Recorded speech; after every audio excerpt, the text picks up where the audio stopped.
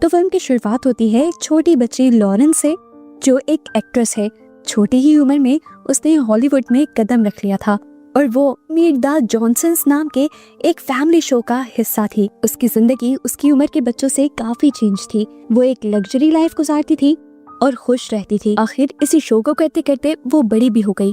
उसके घर के बाहर आज प्रेस जमा थी क्योंकि एक हैकर ने उसके फोन में घुसकर उसकी एक प्राइवेट फोटो लीक कर दी थी, जिस फोटो में उसकी प्रेगनेंसी टेस्ट की पिक्चर थी। लॉरेन इन सारे स्कैंडल्स और चीजों से काफी ज्यादा परेशान हो जाती है और यहाँ से भागने का सोचती है। इसीलिए उसकी एक सेक्रेटरी जंगल के पुरसकून माहौल में उसके कुछ दिन रहने के लिए एक घर ढूंढती है। फिर उसकी सेक्रेटरी एक गाड़ी में बैठकर मेन गेट से निकल जाती है, जिससे मीडिया को लगता है कि लॉरेन घर से बाहर चली गई है। इस तरह वो मीडिया को चकमा दे देती है और लॉरेन पिछले दरवाजे से अपनी वेकेशंस के लिए निकल जाती है। रास्ते में लॉरेन को उसकी एजेंट की कॉल आती है, जो उसे तसल्ली दे रही थी कि सब कुछ ठीक हो जाएगा और मैं वादा करती हूँ मैं जल्द ही हैकर को भी ढूंढ निकालूंगी। इसी सब के दौरान वो फाइनली अपने उस घर में पहुंच भी जाती है जहां उसे स्टे करना था।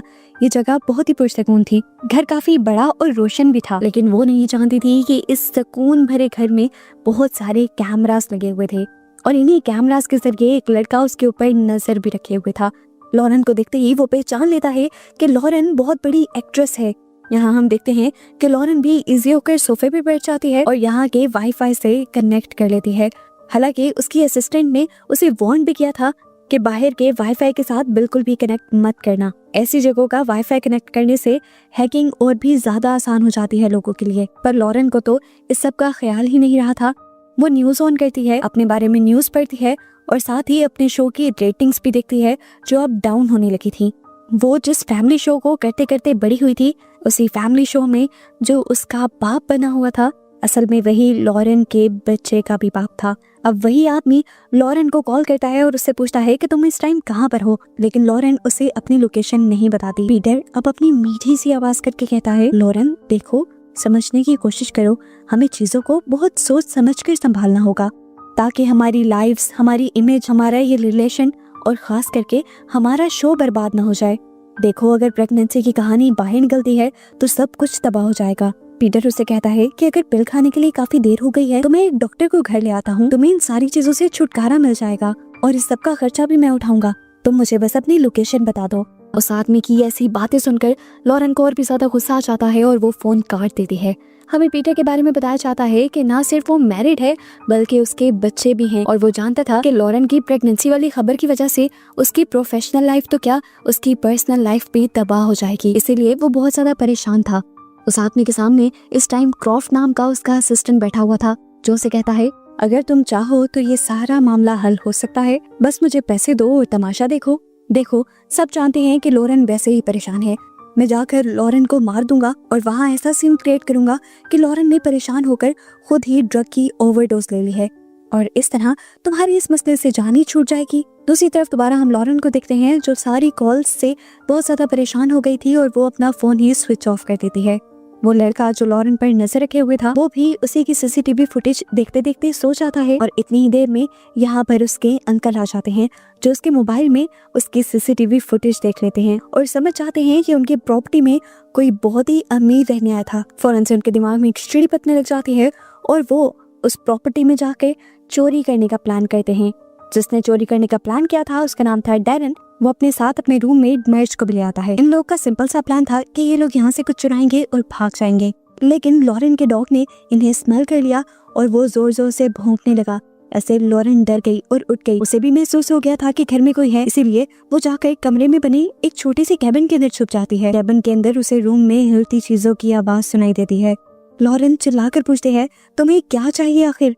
मर्ज उसकी आवाज सुनकर थोड़ा घबरा सा जाता है, पर डैरन उसे कहता है, हमें इससे कोई लेना देना नहीं, बस तुम सामान समेटो और जल्दी चलो यहाँ से। पर मर्ज डैरन की बात नहीं मानता और कहता है, ये लड़की हमें जरूर फंसवाएगी, हमें यहाँ रुककर इसे धमकाना चाहिए और डराना चाहिए। अभी वो लोग ये बात कर ही रहे थे कि यहाँ पर इस प्रॉपर्टी का ओनर आ गया, जो अपने फोन के जरिए लॉरेन पर नजर रख रहा था और उसी के फोन को देखकर तो डैरन और मर्ज यहाँ पर चोरी करने के लिए आए थे। वो उन्हें वार्न करता है, तुम लोग जो करने आए हो वो मत करो, ये लड़की बहुत मशहूर है। अंदर से दोबारा हमें लॉरेन की डरी हुई आवाज सुनाई देती है और वो कहती है, जो कुछ लेना है ले जाओ, मैं किसी को नहीं बताऊंगी, बस मुझे छोड़ दो। यहाँ मर्ज दोबारा दरवाजा खोलकर उसे धमकाने की कोशिश करता है, लेकिन डैरन और दूसरा लड़का उसे ऐसा करने से रोकने की कोशिश में लग जाते हैं। इसी सब में मर्ज की गन चल जाती है और गोली उस लड़के को लग जाती है। खून देखकर तो इन लोगों के तोते उड़ गए थे। अब तो ये समझ गए थे जेल तो जाना पड़ेगा। डैरन तो डर से रोने लग जाता है और देखता है कि मर्ज तो अभी भी पास नहीं आ रहा था। वो जख्मी लड़के को जान से मारने की कोशिश करता है तो डैरन उसकी मिन्नत करता है कि बस कर दो, लेकिन मर्ज नहीं सुनता और उसके सिर में गोली मारते हुए उसकी जान ले लेता है। डैरन ये सब देखकर इतना ज्यादा पैनिक हो गया था कि वो लॉरेन पे गुस्सा निकालने लगा। वो उस पर चिल्लाता है कि ये सब गलती तुम्हारी है, हमें पहले तुम्हें ही मार देना चाहिए था, कम से कम मेरा भतीजा तो न मरता। डैरन ने इसके गुस्से में उस कैबिन के दरवाजे के नॉब को ही तोड़ दिया। डैरन तो होश में नहीं था, लेकिन मर्ज पूरे होश में था। वो डैरन से कहता है, तुम यही रुको, किसी को अंदर मत आने देना, मैं लाश को ठिकाने लगाने का सामान लेकर आता हूँ। डैरन भी उसके जाते ही इधर उधर हो जाता है और लॉरेन, जिसके दरवाजे का नॉब भी टूट गया था, वो बेचारी अंदर फंस जाती है। लॉरेन ने इस दरवाजे को खोलने की बहुत कोशिश की, उसे धक्का भी दिया, लेकिन ये दरवाजा नहीं खुला। उसकी कोशिशों ने उसे ही जख्मी कर दिया था। अब वो इतनी तंग आ गई थी कि उसने जोर जोर से मदद के लिए चिल्लाना शुरू कर दिया, लेकिन आसपास दूर दूर तक कोई नहीं था। वो अपने डॉग को आवाज लगाती है, लेकिन उसका डॉग भी डर कर यहाँ से भाग चुका था। लॉरेन रोते रोते थक कर सो जाती है। अगली सुबह जब उसकी आंख खुली तो उसने देखा कि इस कैबिन में सिर्फ एक वाटर हीटर था और एक सिंगल बल्ब था, जिसकी भी वायरिंग खराब थी। वो किसी तरह इसकी वायरिंग को ठीक करके बल्ब ऑन कर लेती है। इस टाइम उससे शदीद भूख लगी थी और उसके अंदर अजीबोगरीब एहसास पैदा हो रहे थे। वो अपने पेट को पकड़ कर बैठ गई।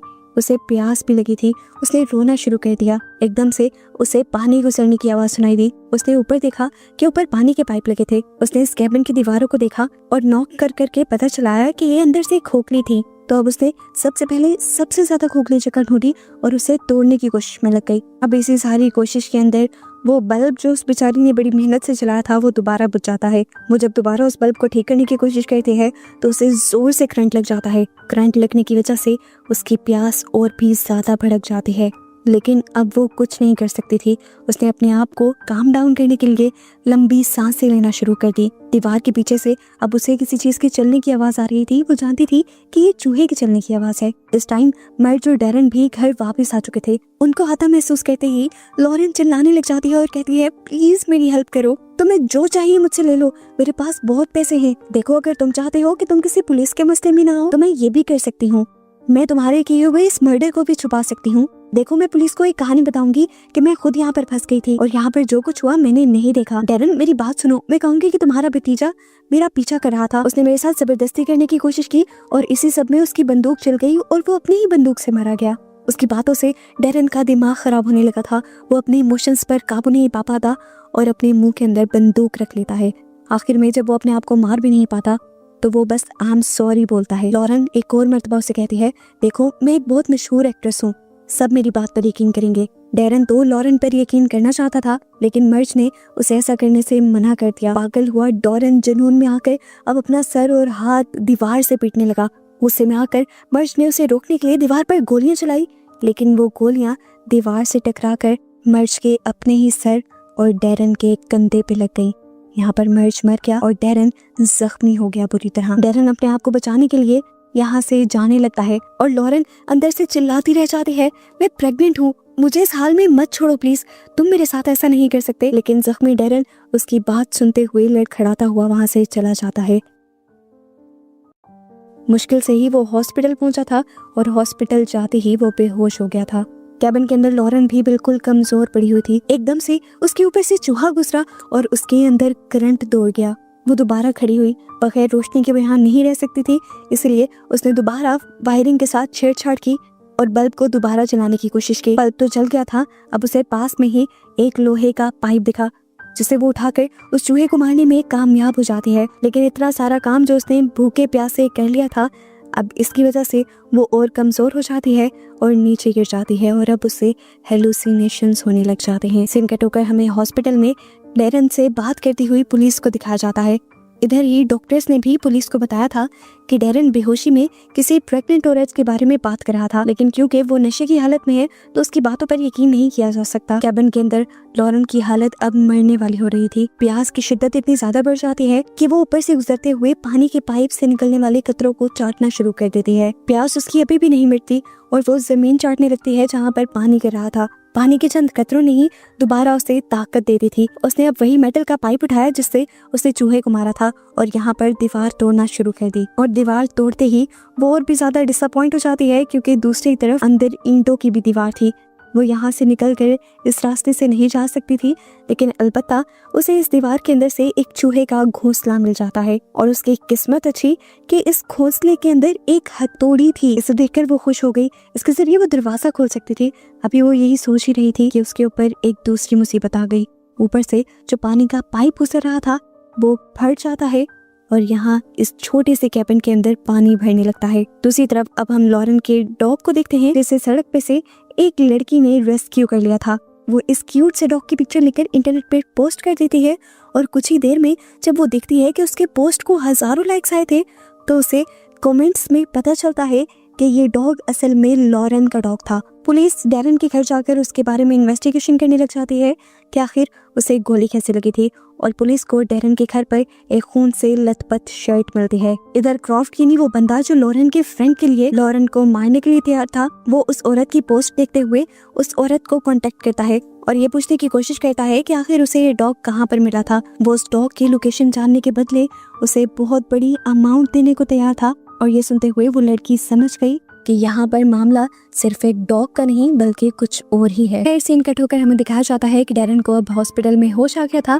पुलिस उससे इन्वेस्टिगेशन करती है और उसके भतीजे और उसके दोस्त मर्ज के बारे में पूछती है और यहाँ डैरन उन दोनों के बारे में बताने से साफ इनकार कर देता है और कहता है कि मैं उनके बारे में कुछ भी नहीं जानता। जब पुलिस उससे पूछती है फिर तुम पर किसने हमला किया, तो वो कह देता है कि ये गोली मेरी ही गलती से मुझे लगी थी। वो कहता है मैं एक ताला तोड़ने के लिए उसके ऊपर फायर कर रहा था और गोली आकर दोबारा मेरे कंधे पर लग गई। यहाँ पुलिस उसे बता देती है कि पुलिस ने उसके घर की छानबीन की थी जहाँ से उसे खून में लथपथ एक शर्ट मिली थी जिसको अब फोरेंसिक के लिए भेज दिया गया था और पुलिस बताती है कि जल्द ही पता चल जाएगा कि उस शर्ट पर किसका खून है। इधर सीन कट होकर हमें दोबारा लॉरेन को दिखाया गया जिसने उस हथौड़ी का इस्तेमाल शुरू कर दिया था दरवाजे के हिंजेस को तोड़ने के लिए। इसी टाइम पर हमें दूसरी तरफ क्रॉफ्ट को दिखाया गया जो इस टाइम उस वेट के पास पहुंच गया था जिसके पास वो लड़की लॉरेन के डॉग को लेकर गई थी। वो डॉक्टर को पैसे देता है और कहता है कि तुम उस लड़की को अपने क्लिनिक में बुलाओ।